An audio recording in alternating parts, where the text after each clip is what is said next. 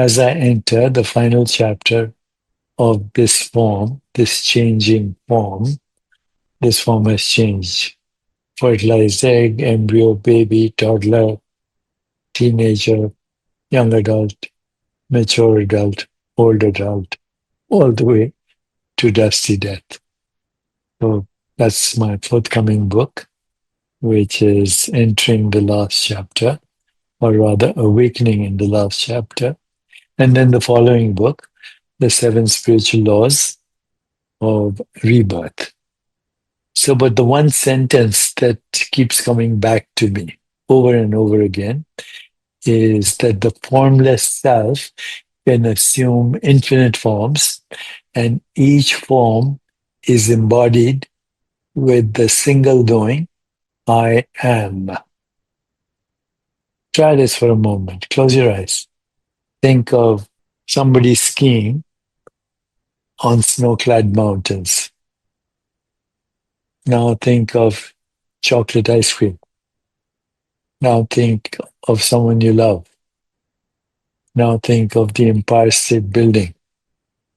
So each time, you as formless becomes an image, a sound, a sensation, a feeling, a thought. The you that is formless. Simple experiment. I don't have to convince you that the formless you is capable of infinite forms. Okay? So there's something quietly staggering in this sentence. It points to the seam where the one becomes the many without ever ceasing to be the one. The formless does not lose itself in form. It lends itself. And what it lends in every case is not shape or substance, but the luminous certainty of being. The wordless I am, which precedes every name, every story, and every body. Consider how a single fire kindles 1,000 lamps, and each lamp burns as if it were the whole fire. No lamp says, I'm only a fragment. Each one declares in its flickering way, I am. The Yoga Vishishta and the Pratyabhijna teachings of Kashmir Shaivism return to this image again and again.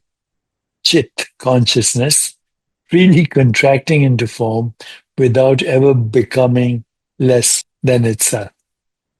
Swatantraya, the absolute freedom to appear as the other while remaining the self. The pebble knows itself as pebble. The hawk knows itself as hawk. The grieving mother knows herself as grieving mother. But beneath each of these knowings, identical in every case, is the bare I am, unowned by any of them, lending itself equally to all. What moves me in this line that I shared with you is the word embodied. Consciousness does not merely observe its forms from a distance. It inhabits them. It becomes the warmth in the hand, the ache in the chest, the thought arising now. The disguise is total, and yet the disguise is also the revelation. Because wherever there is a knowing, I am, the formless has signed its name. That is why Ramana Maharishi would say, trace the I back to its source. Not the I that is tall or tired or American or Hindu or Muslim or Christian or afraid. Those are costumes. The bare I am prior to predicate. Follow that thread and you will find it does not belong to the form at all. It was only ever borrowed light.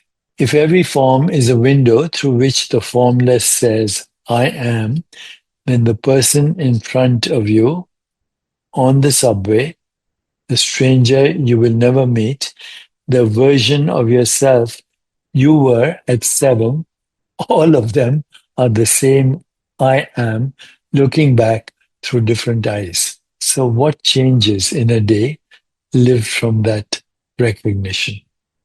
Try it. This is the conquest of death. Aham Brahmasmi.